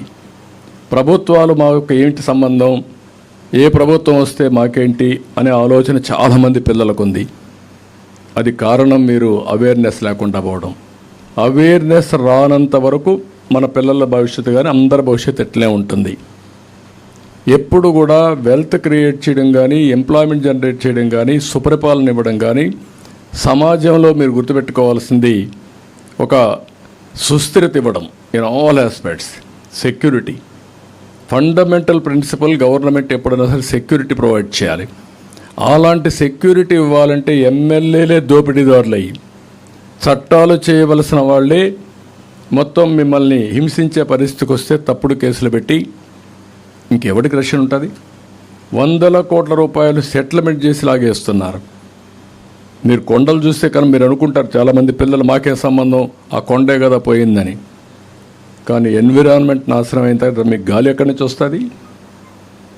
బాధ్యత అనేది ఇంకొక విషయం కూడా నేను చెప్పాలి ఈ రోజుల్లో. ఎందుకంటే మెటీరియలిస్టిక్ హ్యాపీనెస్ వచ్చిన తర్వాత, అంటే సంపద వచ్చిన తర్వాత అందరూ మెటీరియలిస్టిక్ హ్యాపీనెస్ వైపు వెళ్తున్నారు. కానీ వాల్యూ బేస్డ్ సొసైటీ కూడా ఉండాల్సిన అవసరం ఉంది. భారతదేశంలో ఉండే పెద్ద సంపద, పెద్ద వారసత్వం మన కుటుంబ వ్యవస్థ, మన నాగరికత. అన్ని దేశాల కంటే ఈ కుటుంబ వ్యవస్థ అందరికీ, కుటుంబంలో ఒక సుస్థిరతని ఇస్తుంది, సెక్యూరిటీ ఇస్తుంది, హ్యాపీనెస్ ఇస్తుంది. అది హాస్పిటల్స్ 100 హాస్పిటల్కి పోయినప్పుడు ఎంత ఇది వస్తుందో అంత ఇంట్లో హెల్త్ కానీ హ్యాపీనెస్ కానీ ప్రొవైడ్ చేసే పరిస్థితి వస్తుంది. కాబట్టి నేను అందుకే రాష్ట్రంలో ఉండే ప్రతి ఒక్కరిని విజ్ఞప్తి చేస్తున్నా, ఇది మా కోసం పెట్టుకున్నటువంటి ఇది కాదు, ఇది మీరు గుర్తుపెట్టుకోవాలి. ఎప్పుడు కూడా ఒకప్పుడు కొన్ని పార్టీలు ఈ పేదరికం గురించి స్లోగన్స్ మాట్లాడేవాళ్ళు. నేను ఆ విమర్శలు పోను. ఇప్పుడు వెల్త్ క్రియేట్ చేయకుండా వెల్త్ డిస్ట్రిబ్యూషన్ గురించి మాట్లాడేవాళ్ళు. అది ఎప్పుడు సాధ్యం కాదు. ఇప్పుడు వెల్త్ క్రియేట్ చేశాం, కానీ ఈ వెల్త్ అంతా కొంతమందికి పరిమితం అవుతా ఉంది.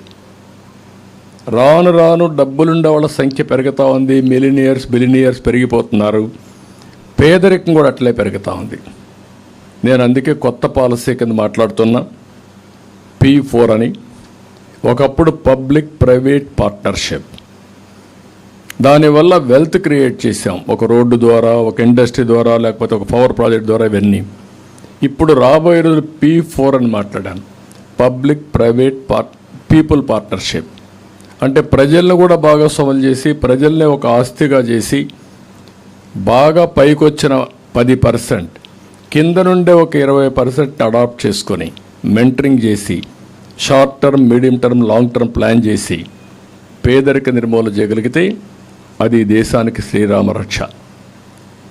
మీకు ఆస్తి వచ్చిందంటే, సంపద వచ్చిందంటే మీ కష్టమే కాదు, అలాంటి ఎన్విరాన్మెంట్ ఉంది. దాన్ని మీరు అనుకూలంగా మార్చుకున్నారు. మార్చుకున్న మీరు సమాజానికి మళ్ళా పనిచేయాల్సిన అవసరం ఉంది. అలాంటి కొన్ని పాలసీలు కూడా మనం తీసుకురావాలి, పబ్లిక్ పాలసీస్ కూడా. దానివల్ల మనం అనుకున్న లక్ష్యాలు మనం నెరవేరుస్తాం. అందుకనే మళ్ళీ నేను చెప్తున్నా, ఇవన్నీ జరగాలంటే అటు కేంద్రం సహకరించాలి, ఇక్కడ సుస్థిరమైన ప్రభుత్వం రావాలి. ఇలాంటి విధ్వంసాలు చేసేవాళ్ళు రాజకీయాల్లో ఉండడానికి అనర్హులు. నేను ఐఎమ్ వెరీ క్లియర్. నేను చాలా రాజకీయాలు చూశాను, కానీ ఇలాంటి ఇప్పుడు ఏంటంటే అందరినీ జైల్లో పెట్టి లక్షల వేల కేసులు పెట్టి అతను నేను ఏకాకి, నాకెవరు లేరు, నాకు పేపర్ లేదంటాడు. అంటే పేపర్లో ఈరోజు నిద్రలేసి చూస్తే ఆ పేపర్లో అన్నీ తప్పుడు వార్తలు రాసి ఆ సాక్షి పేపర్లో టీవీలో అదే మారి చేసి మిగిలిన అందరిని లాగుకొని బెదిరించి అన్ని తప్పుడు వార్తలు రాసి ఎవరైనా సమాజ హితం కోసం మీడియా రాసినా, రాజకీయ నాయకులు పోరాడినా, అదే మరి సంఘంలో ఉండే సోషల్ యాక్టివిస్టుల ముందుకు వచ్చిన కడకు పిల్లలు కూడా భయపడిపోయే పరిస్థితికి వచ్చారు. పిల్లలు ఎప్పుడు ఎమోషన్లో ఉంటారు, ఊహాజనితమైన దీంట్లో ఉంటారు, రెవల్యూషన్గా ఆలోచిస్తూ ఉంటారు. ఎప్పుడు కూడా ప్రభుత్వం చేసేదానికంటే విభిన్నంగా ఆలోచిస్తారు. ఆలోచించి వినూత్నమైన ఆలోచనలకు శ్రీకారం చుడుతూ ఉంటారు. అలాంటి పిల్లలు కూడా బయట రాలేకపోతున్నారంటే భయపడి ఊహించిన పరిణామాలు. మేము స్టూడెంట్స్గా ఉన్నప్పుడు రెవల్యూషన్గా చేసి స్టూడెంట్ లీడర్గా ఎమర్జ్ అయ్యాం. ఆ ఎమర్జ్ అయిన తర్వాత ఎమ్మెల్యే అయ్యాం, ఎమ్మెల్యేలకు మంత్రులు అయ్యాం. లీడర్షిప్ ఒకప్పుడు యూనివర్సిటీ నుంచే తయారయ్యేది. ఇప్పుడు అలాంటివన్నీ వచ్చాయి. అందుకే రాష్ట్రంలో నేను అందరికీ విజ్ఞప్తి చేస్తున్నా, ఎందుకు పెట్టుకున్నారు పొత్తని తెలుగుదేశం వాళ్ళు, బీజేపీ వాళ్ళు, లేకుంటే జనసేన వాళ్ళు ఆలోచించడం కరెక్ట్ కాదు. అందరూ ఆలోచించాల్సింది ఈ రాష్ట్ర హితం కోసం పెట్టుకున్నాం, రాష్ట్ర భవిష్యత్తు కోసం పెట్టుకున్నాం. ఇచ్చిపుచ్చుకునే విధంగా ప్రవర్తించాం. ఒకరు ఎక్కువ ఒకరు తక్కువ అని ఆలోచించలేదు. అందరం కలిసి సమిష్టి బాధ్యత కింద తీసుకొని ఈ పొత్తుల్లో సీట్లు కూడా షేర్ చేసుకున్నాం. కొంతమందికి సీట్లు రావు, కష్టపడిన వాళ్ళు ఉంటారు. అటు కేంద్రం ఉంది, ఇటు రాష్ట్రం ఉంది, అవకాశాలు ఉంటాయి. కానీ అందరి బాధ్యత మాత్రం రాష్ట్రాన్ని కాపాడాలనే ధ్యేయంతో ముందుకు రావాలి. దీనికి నాంది పలకడానికి 17వ తారీఖున ప్రధానమంత్రి మీటింగ్ వస్తుంది. కొంతమంది రకరకాలుగా మాట్లాడుతూ ఉంటారు. నేను ఆ విషయాల గురించి కూడా పట్టించుకోవడం లేదు. ఎన్డీఏతో ఈరోజు కొత్తగా పొత్తు కాదు ఇది. ఒకప్పుడు ఎన్డీఏతో వాజ్పేయి గారు ఉన్నప్పుడు ఒక్క మంత్రి పదవి తీసుకోకుండా ఆయన ఒత్తిడి చేసే స్పీకర్ తీసుకొని అన్కండిషనల్గా సహకరించిన పార్టీ తెలుగుదేశం పార్టీ. ఆ రోజు అధికారం కోసం కాదు. ఆ రోజైతే సుమారు ఒక 7-8 మంది మంత్రులు ఇచ్చేవాడు. ఒత్తిడి చేసిన అధికారం తీసుకోకుండా రాష్ట్రానికి మంచి చేయండి, పనులు చేయండి, మాకు ఎనఫ్ అంటే అది అవుట్ ఆఫ్ ది వే కాదు. అన్ని పాలసీలు చేశారు. ఆ పాలసీలన్నీ దేశానికి శ్రీరామ రక్ష అయినాయి. అదే మరి వాజ్పేయి మళ్ళా మోడీ గారి నాయకత్వం 2014-19లో మళ్ళా పొత్తు పెట్టుకున్నాం. ఆ రోజు వచ్చిన పనులు, జరిగిన డెవలప్మెంట్ తప్ప ఈ ప్రభుత్వం మొత్తం విధ్వంసం చేసేసింది. ఈరోజు ఒక అమరావతి వచ్చుంటే ఎంత పైకి పోయేవాళ్ళం. ఒక పోలవరం పూర్తి చేసి నదుల అనుసంధానం చేసుంటే ప్రతి ఒక్క ఎకరాకు నీళ్ళు ఇచ్చేవాళ్ళం. రాష్ట్రంలో కరువు అనే మాట లేదు. ఈరోజు ఏం జరిగింది? నీళ్లు ఇవ్వలేకుండా కనీసం త్రాగునీరు కూడా ఇవ్వలేని దుస్థితికి చేరాం. కేంద్ర ప్రభుత్వం నిధులు ఇచ్చినా వాటర్ స్కీములు పెట్టలేనటువంటి పరిస్థితిలో మనం ఉన్నాం. ఒక్క స్కీమును కూడా ఉపయోగించుకోలేదు. మ్యాచింగ్ గ్రాంట్ ఇచ్చే పరిస్థితి లేదు. ఎంత టైం అయినా ప్రజల్ని మభ్యపెట్టడం, మోసం చేయడం, దోపిడీ చేయడం, ఎదుటి వాళ్ళపైన దాడి చేయడం, ఎవరన్నా మాట్లాడితే అడ్డదుడ్డంగా మాట్లాడి ఆ వాడరాని భాష వాడి వివిధ విధాలుగా అవమానం చేయడం ఇవే జరుగుతున్నాయి. అందుకే మళ్ళీ విజ్ఞప్తి చేస్తున్నా, ఈ సభతో స్టార్ట్ కావాలి. మళ్ళీ రాష్ట్ర భవిష్యత్తు ఆకాంక్షించే ప్రతి ఒక్క వ్యక్తి, వ్యక్తిగత వికాసం కోసం ఆలోచించే ప్రతి ఒక్క వ్యక్తి ఇంకా మీనమేషాలు లెక్కేస్తే మీరు నష్టపోతారు. కేసులు పెడతారనో, లేకపోతే బయట రానిరేమనో, లేకుంటే మాకెందుకు వచ్చిందనో, ఎక్కడ నిస్సహాయతగా ఉన్నా, ఎక్కడ మీరు ఏమరపాటుగా ఉన్నా మళ్ళీ మీరు తిరిగి కోలుకోలేరు. మళ్ళీ ఈ రాష్ట్రాన్ని కాపాడుకోలేము. సిద్ధం సభ పెట్టారు. ఏంటి ఆ సిద్ధం సభ? ఎక్కడన్నా ఊహించామా? గ్రీన్ మ్యాట్ వేసి సభలు పెట్టే మీటింగులు చూసామా మనం? టెక్నాలజీ తెలిసిన వాడు గ్రీన్ మ్యాట్ ఇప్పుడు పెడతారు. ఇక్కడ కూర్చొని నేను రికార్డ్ చేస్తే గ్రీన్ మ్యాట్ వేస్తే ఉన్నది లేనట్టు లేనిది ఉన్నట్టు సృష్టించారు మనకు వస్తుంది. అది చేసి ఇలాంటి తప్పుడు ప్రచారాలు చేస్తే మీరు ఏమనాలి వెళ్ళి? అంటే దానికి మళ్ళా బస్సులు ఎందుకు మీరు అంత 100 కోట్ల రూపాయలు డబ్బులు ఎందుకు పెట్టాలి? అందులో వేరే పార్టీలకు బస్సులు ఇవ్వకూడదు. మళ్ళా పోలీసులు వచ్చి అడ్డపడడం, దానికి జీవో నెంబర్ ఒకటి తీసుకురావడం, దానిపైన మమ్మల్ని అందరినీ ఆంక్షలు పెట్టి కదలలేకుండా చేయడం, ఇలాంటివి. సరే, మమ్మల్ని అందరినీ జైల్లో పెట్టారు, చేయని తప్పులకు అందరినీ జైల్లో పెట్టడం అంటే ఎక్కడికి పోతున్నారు? కాబట్టి ఇవన్నిటికీ పరిష్కార మార్గం ఇది ఒకటే మార్గం. అందరూ ఆలోచించాల్సిందిగా అందరినీ కోరుతున్నాం.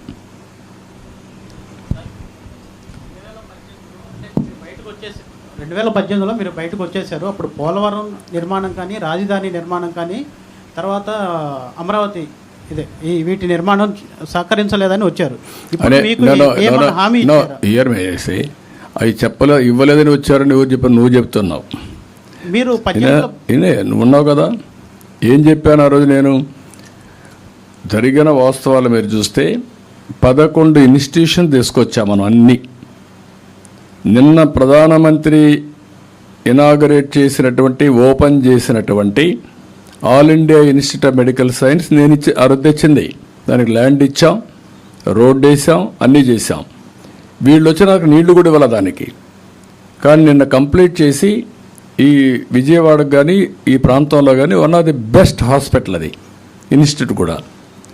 అలాంటివి ఐజర్ కానీ, ఐఐటి కానీ, ఐఐఎం కానీ, ఎన్ఐటి కానీ, సెంట్రల్ యూనివర్సిటీ కానీ, IIIT కానీ అన్నీ తీసుకొచ్చాం. ట్రైబల్ యూనివర్సిటీని ల్యాండ్ ఇచ్చి వర్క్ స్టార్ట్ చేస్తే అది ఆపేశారు. అంటే ఏ ప్రాజెక్టు వీళ్ళు పూర్తి చేయలేదు. ఆ రోజు నేను ఫాలో అప్ చేయడం, నేనేం చేసాం వాళ్ళు అడిగేవాళ్ళు, మీరు ల్యాండ్ ఇవ్వాలి. ఎస్, ల్యాండ్ ఇస్తున్నా. మీరు ల్యాండ్ ఇచ్చారు, కాంపౌండ్ వాళ్ళు కట్టించండి. ఎస్, కాంపౌండ్ వాళ్ళు కట్టిస్తాను. కట్టించాం. దాంతో ఏమైంది? బిల్డింగులు చకచక అయినాయి. నీళ్లు లేవు, నీళ్లు ఇస్తాం. దీనివల్ల ఏమైందంటే ఫాస్ట్ ట్రాక్లో పెట్టారు. ఆ రోజు రైల్వేస్ ఉన్నాయి. వాళ్ళు ప్రతి ఒక్క ప్రాజెక్టు కొంత గ్రాంట్ ఇమ్మన్నారు, మ్యాచింగ్ ఇమ్మన్నారు. ఇచ్చాను, మ్యాచింగ్ ఇచ్చాను. దానివల్ల ఏమొచ్చింది? ఎక్కడ చూసినా రైల్వే క్రాస్ ఓవర్స్ వచ్చాయి, ఫ్లైఓవర్స్ వచ్చాయి ఆ రోడ్డు మీద. అలాంటి పనులన్నీ చేయించుకున్నాం. ఒక్క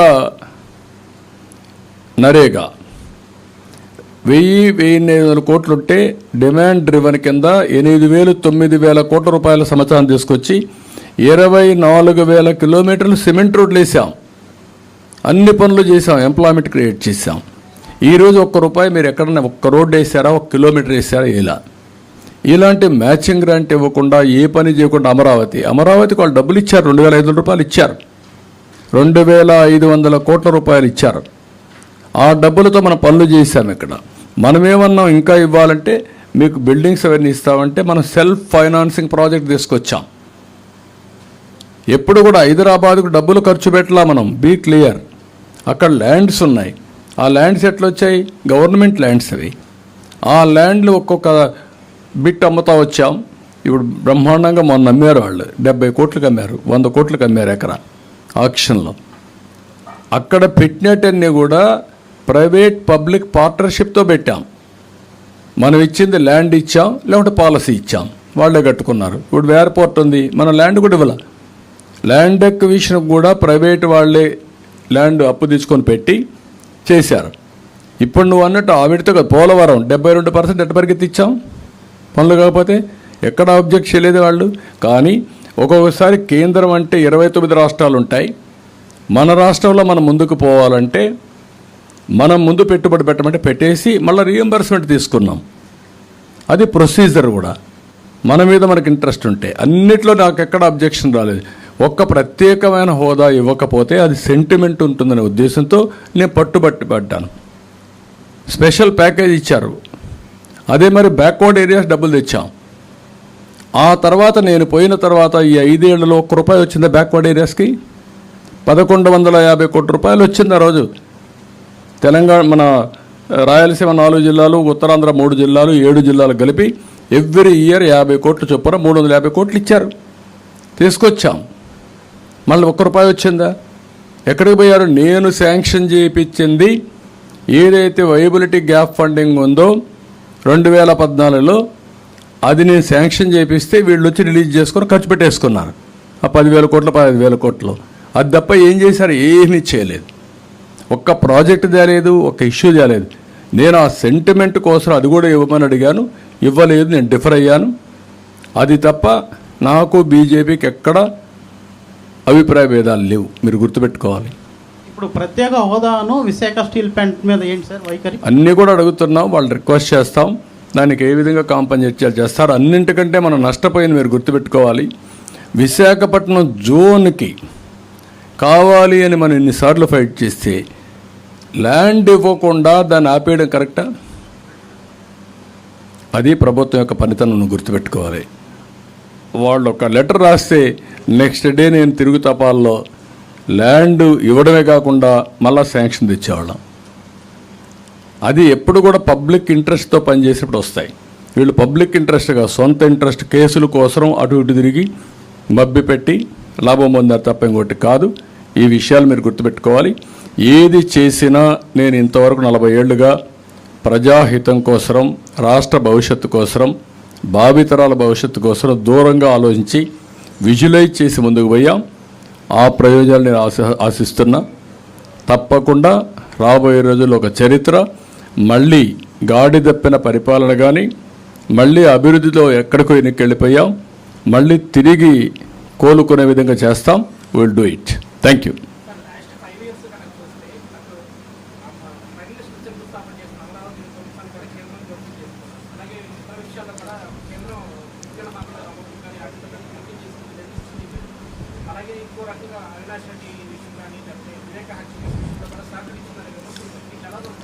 నేనేమంటానంటే సమస్యలు ఉంటాయి. ఆ రాష్ట్ర ప్రభుత్వం ప్రవర్తించే తీరు పైన, మనం పెట్టే ప్రెషర్ పైన సమస్యలు పరిష్కారం అవుతాయి. కేంద్రానికి అనేక రాష్ట్రాలు ఉన్నాయి, మనకుండేది ఒకే రాష్ట్రం ఉంది. తెలుగు వాళ్ళకు 2 రాష్ట్రాలు ఉన్నాయి. ఇక్కడ బాగుపడాలంటే ఎవరు చేయాలి? వాజ్పేయి గారి పీరియడ్లో కూడా మనకొచ్చి వారు చేయలే, కానీ నేను పోయి అడిగినప్పుడు కాదనలేదు. అలాంటి పనులు చేయించుకోవడం మన బాధ్యత. మనం అట్లా కాకుండా సొంత పనులు పోయినప్పుడు అక్కడికి పోయి చేశారా లేదా అనే దానికంటే అక్కడికి పోయి వచ్చి కింది వాళ్ళు మేనేజ్ చేసుకునేవి ఎక్కువ ఉంటాయి. ఇలాంటివి చాలా జరుగుతూ ఉంటాయి. అల్టిమేట్గా మన భవిష్యత్తు కోసం మనం ఆలోచించాల్సిన అవసరం లేదా? ఈ విషయమే నేను అడుగుతున్నా. 2014 కూడా మీరు అందరూ గుర్తుపెట్టుకోవాల్సిన అవసరం ఉంది. విభజన జరిగింది. ఆ రోజు కాంగ్రెస్ పార్టీ కూడా ఇదే మరి చేశారు. నేను ఢిల్లీలో ఉన్నా, అద్వానీ గారి రూమ్లోనే ఉన్నా. చరిత్ర అది. నా ముందరనే జరిగితే బాధపడి వచ్చేసాను. నేను ఏమీ చేయలేని పరిస్థితిలో వచ్చిన తర్వాత మళ్ళీ పార్లమెంట్లో రాజ్యసభ అయినప్పుడు స్పెషల్ స్టేటస్ హామీ ఇచ్చారు. కానీ ఆ రోజు బీజేపీ కూడా ఓటేశారు. కానీ అలయన్స్ పెట్టుకున్నామంటే, ఎందుకంటే రాష్ట్ర ప్రయోజనాల కోసం పెట్టుకున్నాం. ప్రధానమంత్రి నరేంద్ర మోడీ గారు కూడా హామీ ఇచ్చారు, చేశారు, చాలా పనులు చేశాం. కానీ ఇంకా మనం చేసుకునే సమయంలో ఈ యొక్క సున్నితమైన విషయం మీ మారిగా అందరూ మాట్లాడుతూ ఉంటే నేను కూడా ఈ రాష్ట్ర ప్రయోజనాలు మీరంతా అపార్థం చేసుకుంటారని ఉద్దేశంతో పోయా. నేను ఆ రోజు పోకుంటే రాష్ట్రం ఎంతో ముందుకు పోయేది. ఈరోజు జరిగింది ఏంటంటే రాష్ట్రం నష్టపోయింది. దుర్మార్గులు ఇష్టప్రకారం చేశారు. రాష్ట్ర విభజన కంటే రాష్ట్రం ఎక్కువ నష్టపోయిందంటే ఇలాంటి ముఖ్యమంత్రి వచ్చి. ఆ విషయం మీరు గుర్తుపెట్టుకోవాలి. విభజన వల్ల నష్టం జరిగింది. నష్టాన్ని భర్తీ చేసుకునే సమయంలో విధ్వంసం జరిగింది. ఆ విధ్వంసం వల్ల ఇంకా 30 ఏళ్ళు వెనక్కి వెళ్ళిపోయాం. ఇప్పుడు కూడా రికవర్ చేసుకోకపోతే నాకు ఒకటే బాధ్యత. నన్ను 45 ఏళ్ళు ఆదరించారు. హైదరాబాద్ ఒక నమూనా తయారు చేశాం. తెలుగు వాళ్ళు ప్రపంచం మొత్తం రాణిస్తున్నారు. అందులో 50% తెలుగు వాళ్ళు ఆంధ్రప్రదేశ్లో ఉన్నారు. వీళ్ళ భవిష్యత్తు కూడా మళ్ళా ట్రాక్లో పెట్టవలసిన బాధ్యత ఒక సీనియర్ నాయకుడిగా నా మీద ఉంది. దానికి కలిసి వచ్చే ప్రతి ఒక్కరు సహకారం తీసుకుంటున్నా. ఆ సహకారం తీసుకుని ఎట్టి పరిస్థితుల్లో మళ్ళీ ఈ రాష్ట్ర పునర్నిర్మాణం జరగాలి.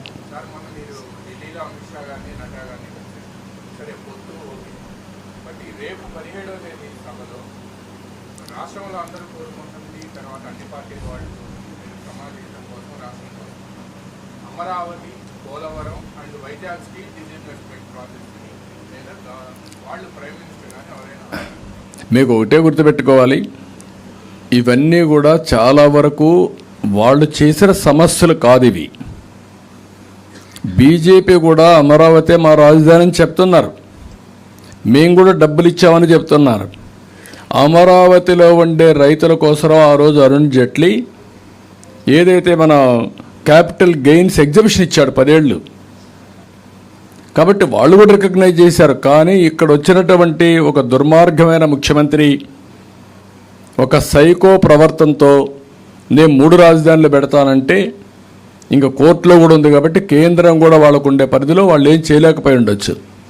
కానీ దానికి పరిష్కార మార్గం ఈ ప్రభుత్వం పోవడమే.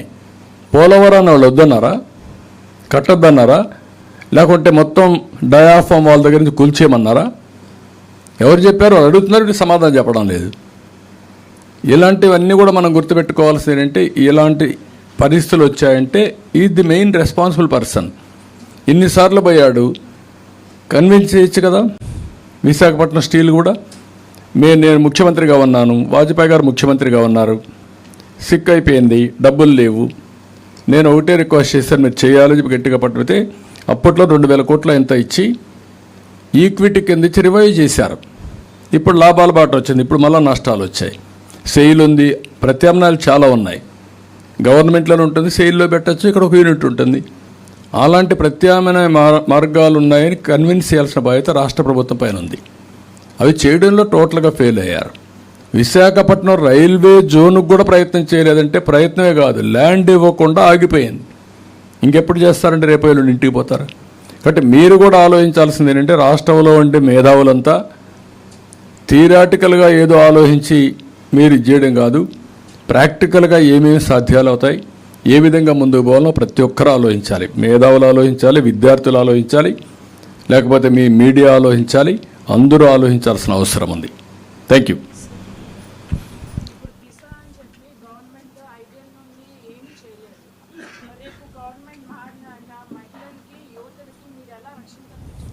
మీకు ఒకటే అమ్మా, నువ్వు గుర్తుపెట్టుకోవాల్సింది, నేనున్నప్పుడు గవర్నమెంట్ అనేది స్ట్రాంగ్గా ఉంటే గవర్నెన్స్ వల్ల ఆటోమేటిక్గా లా అండ్ ఆర్డర్ మెయింటైన్ అవుతుంది. మీరు ఒకటి గుర్తుపెట్టుకోండి, నేను ముఖ్యమంత్రిగా ఉన్నప్పుడు ఒక చిన్న విషయం వచ్చింది. ఇక్కడ గురిజాల దగ్గర అనుకుంటాను, దాచేపల్లిలో ఒక మైనారిటీ బాలికను రేప్ చేశారు. నేను 20 టీములు వేసాను, స్పెషల్ టీమ్స్ వేసాను. 24 అవర్స్లో ఎక్కడన్నా పట్టుకోమన్నాను. మొత్తం టీమ్స్ అన్ని ఎదుగుతూ ఉంటే వాడు భయపడిపోయి ఊరేసుకొని చనిపోయాడు. ఆ దెబ్బతో రాష్ట్రంలో ఇంకొక మహిళ పరిచయ ఎవరు చూడలేదు. మళ్ళా that is the law and order. Government ఫర్మ్గా ఉంటే ఒక్క రోజునే ఈ పోలీసులు అందరూ మారుతారు. ఈ గవర్నమెంట్ ఫర్మ్గా లేదు కాబట్టి తప్పుడు ఆరోపణలు, మీరు చెప్పినట్టు దిశ చట్టం, లేని చట్టానికి దిశ పోలీస్ స్టేషన్, లేని చట్టానికి దిశ వెహికల్స్, లేని చట్టానికి పబ్లిసిటీ. ఇది ఒక బోగస్ ప్రభుత్వం తప్ప దీనివల్ల లాభాలు ఉండవు. ఎప్పుడు కూడా రాష్ట్రంలో యాంటీ సోషల్ ఎలిమెంట్స్ అనేవాడు రోడ్డు మీదకి రాలా. నేనున్నప్పుడు వచ్చారు ఎప్పుడన్నా? లా అండ్ ఆర్డర్ ప్రాబ్లం మీకు అనిపించింది ఎప్పుడన్నా? వై? గవర్నమెంట్ అనేది first responsibility law and order maintain చేయడం. ముఖ్యమంత్రి ఇంటి దగ్గర రేపు జరిగితే, ఏది కొత్తగా మ్యారేజ్ కాబోయే కపుల్ అక్కడ ఉంటే ఆ అబ్బాయిని కట్టేసి అక్కడనే రేప్ చేస్తే ముఖ్యమంత్రి ఒక్క ఖండం చేయాల. దాచేపల్లిలో సంఘటన జరిగితే వాడు చనిపోయిన తర్వాత కూడా నేను విజయవాడలో పెద్ద ర్యాలీ పెట్టి డెమాన్స్ట్రేషన్ చేశా. ఏం చెప్పాను? ఇంకొకడు ఎవడైనా సరే ఇలాంటి తప్పుడు పనులు చేస్తే ఆగైతే నీకు పడుతుందని చెప్పి హెచ్చరించా. అది లా అండ్ ఆర్డర్ మెయింటైన్ చేయడం, లీడర్షిప్ క్వాలిటీస్. ఇవన్నీ మీరు గుర్తుపెట్టుకోవాలి. అందుకే మీలో కూడా మళ్ళీ చెప్తున్నా, మీలో బాధ్యత వస్తే మీకు అవసరమైన ప్రభుత్వం వస్తుంది. మళ్ళా అక్కడ మతం, కులం, ప్రాంతం, బంధుత్వం ఇవన్నీ వస్తే బంధుత్వం తిండి పెడదు, లేకుంటే మీకు క్యారీర్ ఇవ్వదు, కులం ఏమీ చేయదు, మతం ఏమీ చేయదు. మీకు కావాల్సిన సమర్థవంతమైన ప్రభుత్వం ప్రపంచాన్ని శాసిస్తూ భారతదేశం ముందుకు పోతా ఉంటే ఇంకా కులాల మధ్య, మతాల మధ్య, ప్రాంతాల మధ్య ఎవరో చిచ్చు పెడితే మీరంతా దాంట్లో కాలిపోవడం మంచిది కాదు. ఈ విషయం మీరు క్యాంపెయిన్ చేయాలి. ఇప్పటికే మీరు రోడ్డు మీదకి రాలేదు, రావాలని ఆశిస్తున్నా. మీకోసం మేము పోరాడతాం. కానీ మీరు కూడా వస్తే